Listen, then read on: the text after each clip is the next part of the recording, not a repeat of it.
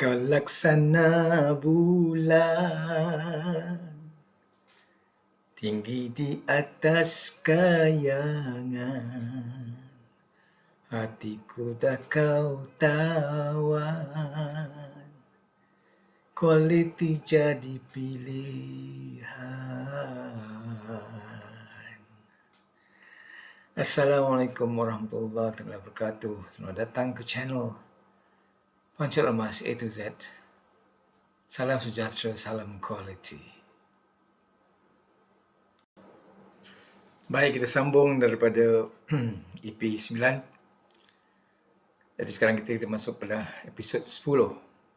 Kesimpulan daripada EP 9 adalah semua prinsip-prinsip 3M yang dibentangkan oleh pengasasnya Dr.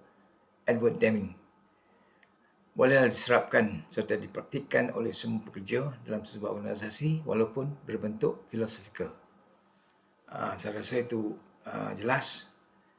Untuk kita melaksanakannya, kita perlulah membuat cara perkenalan. Cara objektifnya adalah memperkenalkan pada pihak organisasi apakah perkara yang perlu dibentangkan, yang kita telah sebut 14 dia punya elemen ataupun filosofi konsep untuk diperkenalkan, ya. Yang seterusnya, prinsip ini sudah pastinya mampu membawa atau memberi kepada pembaruan dan juga kebaikan dan sebagai impak yang amat efektif sekiranya kita laksanakan dengan betul dan juga dengan tepat, ya, dipatuhi. Yang keyword dia, kita mesti patuh dengan prinsip-prinsip ini ke arah pekerjaan yang lebih bermutu tinggi daripada semasa kita implementasikan dan seterusnya. Maka dengan perkara itu kita laksanakan dengan baik, maka perlumbaan dari sini akan berhasillah sistem kualiti menyeluruh, iaitu TKM, yang berdaya saing dan progresif, merupakan suatu budaya kerja baru dalam sebuah organisasi. Tapi inilah perkara yang amat penting. Kalau kita tidak ada sifat ataupun ada sikap yang berdaya saing, kerana untuk berdaya saing ini kita perlu ada sikap yang progresif, yang positif, yang mahukan pembaruan, bukan cara lama, tapi perlu berubah kepada cara yang baru, ya. Mesti mengikuti mestilah ada kesungguhan di dalam tiap-tiap pekerja untuk melaksanakan kualiti sistem yang baru ini. Itu amat penting. Seterusnya, kita lihat kepada elemen penting. Banyak memang kita sebut elemen, banyak kalilah kalau kita rasa apa ni, sana pun elemen, sini pun elemen, tapi inilah persiapan, ya, persiapan awal yang kita perlu adakan, wujudkan, kita sematkan ataupun kita mengambil sebagai cara baru, ya, semangat baru.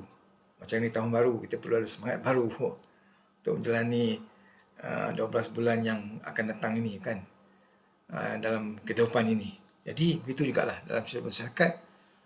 Apabila perkenalkan suatu sistem baru, QMS ni, Quality Management System ni, maksud TKM, Quality System menyeluruh. Jadi penting adalah kita nombor satunya sebagai orang utama ataupun tak kira kerja sama ada juru perunding ataupun orang dalam masyarakat itu juga yang akan naik taraf kepada bertanggungjawab untuk melaksanakan sistem ini. Dia akan melaksanakan satu sistem audit audit ni macam buat pemeriksaan lah ya. Kita tengok apa yang sedang sedia ada pakai, apa yang syarikat sedang laksanakan dari sudut proses, dari sudut tugas-tugasan, dari sudut latihan dan bermacam lagi. Jadi dengan cara audit, maka dapatlah kita perolehi maklumat-maklumat yang kita perlukan. Di sini kita dapat tahu di manakah sama ada sudah ada 10%, sudah ada 20% dan seterusnya. Jadi kita perlu tahu di mana tahap kedudukan sekarang untuk kita nak masukkan sistem baru. Jadi audit, cara audit ya. Audit tidak lain tidak bukan pemeriksaan ya. Periksa di manakah kelemahan-kelemahan. Memang seperti contohlah pembuangan wastage lah, yang begitu ketara, kan? Dari sudut masa, dari sudut sebalik daripada wang ringgit ni boleh katakan kertas-kertas yang dibuang begitu saja. Photostat copy, tak ambil kira berapa banyak untuk memfotokan satu buku, satu naskah. Mungkin yang digunakan pakai kertas yang 10 helai mungkin dari 30 helai. Maka itu adalah wastage yang ketara. Satu lagi wastage, peralatan, tools ya, yang guna pakai tidak disimpan dengan baik dengan cara sistematik, maka terpaksa syarikat membeli semula, maka menambahkan lagi kita punya cost wastage lah ya, quality cost disebut sebagai cost untuk menyelenggarakan quality ini. Kita perlu ada kos-kos yang berkaitan. Jadi kelemahan-kelemahan dalam proses mungkin sekarang ni dah ada. Katalah satu proses memerlukan 10 langkah, tapi kerana untuk apa saja sebab dia, mungkin kemalasan, mungkin akan mengejarkan dia punya produktiviti, mengejarkan dia punya waktu dan sebagainya, maka tidak melaksanakan dengan cara yang sepatutnya. Jadi inilah kelemahan-kelemahan dalam proses. Dan ini dilaksanakan oleh memanglah semua pekerja bertanggungjawab di semua peringkat, tak kira atasan ataupun bawahannya. Seterusnya, pemeriksaan semua SOP kalau sedia ada, kita nak lihat. Kerana SOP mestilah jitu, mestilah tepat dan mestilah ringkas. Kita tak perlu SOP kalau 2-3 muka surat. Bayangkanlah kalau ada SOP yang mempunyai 10 helai, maka amat sukar ya, amat susah untuk dilaksanakan atau guna pakailah. Jadi ringkas, kita kena ada ringkas. Mungkin 1 helai, 1 proses. Ya. Habis-habis pun 2 helai, 1 proses. Maka SOP itu mudah dilaksanakan, mudah diikuti, mudah dibacakan dan diselenggarakan lah ya. Jadi ada orang yang melihat SOP ini sebagai perkara yang remeh, tapi mereka lupa ya, tanpa SOP yang ketat tidak ada kualiti.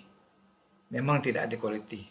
Yang kualiti yang dicapai hari ini adalah asasnya mengikuti siapa sahaja yang bertanggungjawab melaksanakannya, mengikut SOP yang 100% mereka patuh pada SOP. Jadi sikap positif ya, pemikiran yang positif amat penting di sini. Jadi ini bukanlah apa untuk menambahkan ya kebaikan pada mutu barangan, mutu khidmatan dan mutu kerja. Jadi tidaklah boleh dikatakan tanpa SOP boleh capai mutu, boleh capai kualiti. kalau kita ber, ber, berfikiran macam ini, bermaksud kita tidak memahami apakah sebenarnya mutu, kualiti, untuk mendapatkan yang terbaik lah. Seterusnya, pembentukan sekretariat. Memang kita perlu sekretariat. Sekretariat ni bukan apa, sekumpulan pekerja yang di mana satu bertanggungjawab pada satu yang lain. Mereka ni diletakkan mungkin sekretariat kecilan mungkin 5 orang untuk satu proses supaya daripada 5 akal fikiran ni boleh dicantumkan, direngkaskan supaya kemas. Jadi apa sajalah, tak kira sama ada proses, sama ada wastage yang sebut tadi kan, pembuangan, pembaziran, di mana sekretariat ini akan mencari sebab-sebab ada cost quality yang begitu tinggi, dan sekretariat yang lain mungkin lihat kepada masa, kenapa sesuatu produk, satu proses dengan masa yang lama, terlalu lama maka ini menyebabkan pembaziran.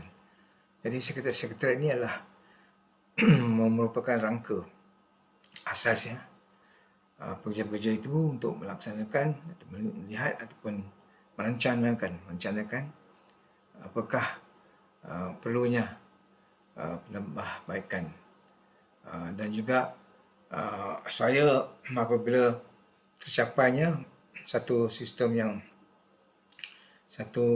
tugasan yang kemas, maka ini akan melancarkan pelaksanaan quality management system ataupun sistem quality menyuruh ini. Seterusnya, perpaduan ataupun perjadualan. Perpaduan ni maksud dia kena padu. Dan perjadualan latihan bagi semua yang terlibat. Semua perangkat lah. Perlu ada latihan, diberi latihan, demi latihan. Dan latihan ini is ongoing maupun berterusan. Kerana lazimnya sebagai manusia, kalau tidak ada peringatan, tidak ada ulangi, tidak ada refresher lah, ataupun diikuti semula apa yang tugasan itu, maka lama-lama kita akan ambil jalan mudah. Kalau jalan mudah ni, SOP pun tidak dipatuhi lah. Biasaan begitu.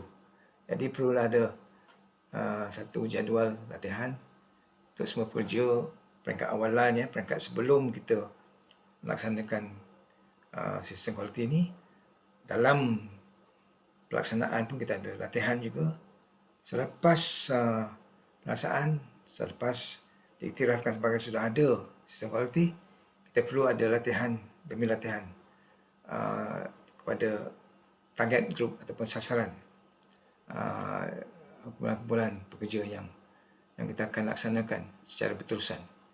Jadi amatlah penting penjalan latihan peringkat dan peralatan peralihan kepada pekerja supaya bersistematik dan juga mengikut dokumentasi yang telah pun disediakan untuk dipakai, guna pakai. Seterusnya, persediaan bajet. Ini amat sukar kerana bajet mungkin besar, bergantung kepada tahap di manakah sebuah organisasi itu berada untuk latihan, untuk pembelian peralatan, untuk mengemas kini, untuk persiapan yang amat rapi lah. Ini macam gula-gula. Kena ada gula-gula untuk nak tarik perhatian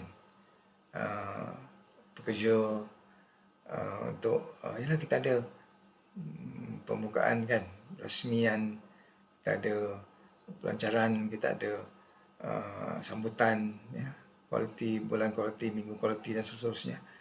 Dan semua ini memerlukan pakaikan kewangan yang sebagai bajet lah yang perlu kita senaraikan supaya tidak ada permasalahan apabila tidak ada diperuntukkan macam kita punya sebuah bajet dalam kita punya negara pun kan, setiap tahun kita akan ada persiapan bajet begitu ya. Jadi ini memanglah satu perkara yang penting, tapi satu perkara yang amat rumit ya. Kerana walaupun kita inginkan satu sistem, tapi kita juga inginkan atau kita perlukan bajet yang cukup mencukupi, yang terhad dan mencukupi. Seterusnya, persiapan laporan. Memang setelah kita laksanakan audit, ya, kita buat pemeriksaan dan kita buat perbancian ataupun kita buat seluruhannya kelemahan, kekuatan, mungkin ada kekuatan. Lepas tu kita buat jadual untuk latihan, ya, berapa banyak latihan yang perlu diadakan untuk semua bidang pembaziran, bidang proses, bidang perbaiki ataupun kita panggil sebagai improvement, penambahbaikan. Jadi semua ini perlukan ditranslasikan kepada kewangan, dan persediaan bajet ini memanglah seluruhannya telah pun disediakan, mungkin ratus ribuan dan apa sajalah. Maka persiapan laporan yang lengkap, ya, untuk dipersembahkan kepada CEO ataupun peringkat tangguhkuasa, peringkat mungkin pengurusi, mereka ada jawatan kuasa. Jadi untuk mereka melihat apa yang diperlukan terperinci, ya, amat terperinci sekali. Laporan ini bukanlah laporan yang sebagai summary, bukan, tapi laporan yang terperinci dari mula day one sampailah akhir, untuk macam mana nak laksanakan. Dalam laporan juga berapa lama, apakah time zone kita, schedule dia. Mungkin masa sebulan, impossible lah sebulan, biasanya bertahun lah, ya. Jadi ini untuk disampaikan kepada CEO dan orang atasan untuk mereka melihat sebagai milestone chart lah, carta batuan kita. Bagaimana untuk dari mula, setiap bulanan, setiap tahun dan seterusnya. Kerana ini memerlukan komitmen dan kesungguhan. Apabila kita telah pun melaksanakannya, kita tidak boleh patah belakang. Tak boleh ghostan lah, reverse gear tidak ada, hanya forward. Dia terus ke hadapan, maju ke hadapan, sampailah hari di mana dikira pelaksanaan kita tu sudah pun mencapai sasaran, ya, mencapai objektif kita. Objektif masa kecil, masa besar, masa pendek, masa panjang, gitu. Jadi kita amat selaku orang yang bertanggungjawab kepada planning ataupun perancangan implementasi ni, memanglah kena ikut dia punya order, peraturan dia, ya, yang di hari permulaan sampailah hari kemudian. Kita akan lihat satu hari nanti, saya akan tunjukkan carta pemberitahuan apakah perlu kita laksanakan. Dan kita kena ada dalam laporan juga lengkap dengan apakah perkara yang kita perlu lakukan ataupun laksanakan sekiranya kita tidak mencapai sasaran. Dalam satu bulan kita punya sasaran, katalah dalam latihan kita perlu melatihkan 100 pekerja, 200 pekerja kan. Jadi ada sasaran dia. Itu je dalam pembelian peralatan untuk nak kemaskinikan kita punya operasi. Kita kena ada target, ya. Kita ada dia punya matlamat dia, ya. Jadi kita kena sampai. Kalau tidak sampai, short lah, ya. Kita kena apakah tindakan sebaliknya ataupun perlu dilaksanakan. Dan report ni, laporan ini adalah laporan yang bukannya boleh dikatakan serba tidak lengkap, tapi mestilah serba lengkap daripada semua aspek, ya. Kita akan bentangkan next episode ni, saya akan bentangkan apa aspek-aspek, ya, laporan ni, apa yang perlu dilihat, apa yang perlu diadakan, apa yang perlu dilengkapkan, apa yang perlu diketengahkan, ya, diberikan keutamaan, dan apa yang perlu yang saya lihat kepada budaya ni, budaya pertukaran pekerjaan baru ni atau budaya kerja baru ni, sikap, ya. Sikap ni amat penting, ya, kerana bayangkan kalau kita ada kewangan yang cukup, ya, bajet yang cukup, kita ada CEO yang begitu berobjektif, CEO yang begitu committed, ya, peringkat-peringkat pihak atasan yang begitu committed. Tetapi kalau pekerja, katalah 1,000 orang, ya, ambil contohlah 1,000 orang, ada 10% yang tidak bersedia ataupun tidak bersikap yang diperlukan. 10% akan merosakkan kita punya rancangan. Walaupun seorang, walaupun 1%, ya. Kerana untuk kemajuan ataupun untuk berpindahlah dari dahulu ke baru, minda setiap pekerja, tak kira peringkat dia, tak kira tahap dia, mestilah bersiap sedia tu. Macam kereta lah, kereta. Apabila kita mulakan enjin kan, enjin, tayar dia mesti semua ikut selari lah. Enjin mesti lari yang cara yang sempurna kan. Maknanya semua orang di dalam kereta tu pun mestilah apa ni orang kata, sudah bersedia untuk ke destinasi yang kenderaan tu akan bawa kita. Jadi maknanya dengan cara begitu barulah akan melancarkan kita punya perjalanan ke arah kita punya yang akan kita disujukan, tujuan kita tu, matlamat kita tu. Jadi saya amat sedih, ya, amat risau sewaktu saya dulu sebagai orang bertanggungjawab untuk melaksanakan, dan selaku jurupunding, selaku orang yang bertanggungjawab untuk melaksanakan rancangan KMS ini kan, amat risau sikap. Kerana yang lain-lain tu kita boleh measure ataupun kita boleh kita boleh ukur, ya. Kan kita ada cara ukuran, kita mengukurnya. Tapi sikap ni susah nak ukur tu. Kerana lihat pada seorang itu, dia mungkin nampak macam memberikan gambaran bahawa dia seorang positif.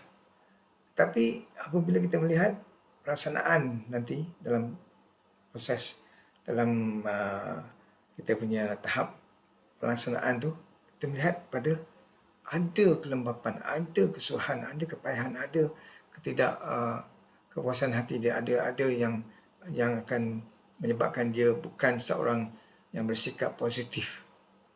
Dia ada masalah dengan sikap. Serupalah kita dalam Malaysia ni, gitu jugalah. Kan, sikap memandu, ya, sikap memakai peralatan keselamatan, sikap bila sampai kepada lampu isyarat, ya, kita lihat sajalah. Adakah kita nampak, lihat semuanya bersikap yang sepatutnya? Tidak. Banyak kebocoran yang terbocor. Banyak kekurangan. Ya, lampu merah masih ada yang lari pantas.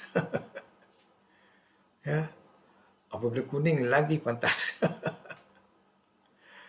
Bila merah ada juga yang melanggar. Jadi inilah sikap. Jadi sikap mencerminkan kematangan. Ya. Sekiranya sikap yang betul, sikap yang positif, yang mudah mengikut, mudah dilenturlah. Ya. Orang yang bersikap baik ni, bersikap positif ni kan, dia mudah. Kalau kita kata, begini ya, sepatutnya, dia mudah mengikut. Tapi orang yang bersikap degil ya, amat sukar. Jadi memang ada dalam organisasi, memang ada satu dua lah. Tapi ini mencemarkan lah ya, ini satu challenging ataupun satu cabaran kepada pihak majikan. Apa nak buat? Nak buat dia kerja pun tak semudah lah kan. Kecuali ada disciplinary action, tapi tindakan disciplinary. Tapi kalau dia ada sikap, bermasalah sikap dalam konteks tak ikut peraturan, apabila kita bawa sistem baru ini, maka kita kena ada suatu cara untuk mengambil mari dengan ada gula-gula kan, dengan ada kata inilah manisan ya. Untuk nak dapatkan kita punya keinginan itu. Jadi itulah perkara-perkara yang elemen disebut sebagai penting ya. Lepas itu kita lihat kepada apa lagi yang ada. Okey. Dalam laporan yang kita sebut tadi, laporan awalan yang lengkap tadi, ya. Yang diperlukan adalah seperti berikut ya. Kita perlu ada company wide ataupun seluruh organisasi audit awalan ni. Tak kira dalam accounts, baik dalam kita sebagai marketing, dalam HR, dalam even resources di mana kita kata sebut sebagai dalam komputer kan, MIS kan. Kita kena ada laporan audit, melihat kepada apa yang tidak ada, apa yang ada. Jadi audit awalan ni di seluruh organisasi, daripada even CEO punya pejabat pun kita kena lihat sampailah kepada T-Lady ya, di bawah sekali. Kita lihat security, memang kita lihat security, apakah perlunya proses SOP yang perlu dilaksanakan. Ini adalah perangkat company wide. Yang kedua, keadaan semasa organisasi dalam sistem kualiti sedia ada. Ya. Tahap di manakah tahap sebuah organisasi itu? Seperti pertengahan, permulaan, apa tidak ada langsung. Jadi kita kena buat bancian di situ ya. Status keadaan pemikiran, ini status sikap. Pemikirannya adalah sikap. Semua perangkat lah ya. Aneh tau, kadang-kadang kita lihat orang bawah bersikap yang betul, tapi ada tak semestinya pengurus ada yang bersikap baik, kadang pengurus lagi bersikap yang susah. Dibuat susah, saya saja dibuat susah, ataupun ada sebab kan. Masing-masing ada dia punya penilaian masing-masing lah. Kan? Jadi pekerja masing-masing ada penilaian masing-masing. Tapi walau bagaimanapun untuk QMS tidak boleh ada sebarang kekurangan, ya, sikap. Lepas tu kelemahan dan kekuatan kita kena cari. Tidak ada syarikat yang 100% kuat dalam semua aspek. Maksudnya dalam operasi, dalam proses, jentera, peralatan, tahap kemahiran dan kewangan. Tidak begitu. Jadi memang ada kelemahan. Jadi kalau kelemahan nak buat apa? Kita kena carilah penyelesaian dia menggunakan Ishikawa kan. Ingat tak diagram visual diagram tu? Apakah kelemahan, apa punca dia? Itulah untuk melaksanakan. Jadi secara tak langsungnya KMS ni adalah cara hidup ya, cara hidup yang berjaya. Dalam kehidupan pun memang kita perlu sistem ni. Sistem yang positif, berdaya saing, yang ingin majulah. Dia tidaklah benam ya, betul mana 2021 begitu, 2022 pun begitu. Jadi kalau begitu-begitu juga hasilnya begitulah. Jadi kita perlu 2021 begitu, 2022 begini.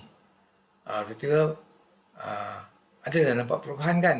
Adalah gitu gini dan perubahan lah. Tapi kalau gitu je. Bersekutulah jadi. Jadi baiklah. Saya rasa untuk episod 10 ni memadai sekadar ini saja dulu ya. Kita akan bersambung. Saya suka bersantai dah. Ini bukan untuk macam nak cari ramai orang suka ataupun viewer. Saya bukan itu tujuan saya. Tujuan objektif saya adalah untuk santai, untuk bercerita, untuk mengenali dan ingin bahas semula lah ilmu-ilmu yang pernah diguna pakai dan masih diguna pakai. Jadi saya harap dengan cara pengenalan QMS ni semua bangsa, semua rakyat, semua individu akan ambil tindakan susulan maupun tindakan kata-kata semangat yang barulah. Ini baru Januari kan. Baru 20 hari bulan 22. 21 lah. Belum 22 lagi. Jadi kita ambil tindakan supaya hidup kita, kehidupan kita, diri kita, dari syarikat kita, di mana saja kita berada, organisasi kita, rumah tangga kita, rumah kita, keadaan di negara kita akan maju ke hadapan. Semana orang kata tidak ada yang menggolek, tidak ada yang menipis ataupun cara tidak dirancang ya, datangnya satu kemajuan. Sekalanya mesti berencana, mestilah ada perancangan yang jitu. Jadi dengan itu InsyaAllah kita jumpa lagi. Seperti biasa untuk perpisahan, daun pandan harum baunya, tumbuh segar terpergi. Harap di hati sihat semuanya, esok lusa bersua lagi. Quality, oh quality.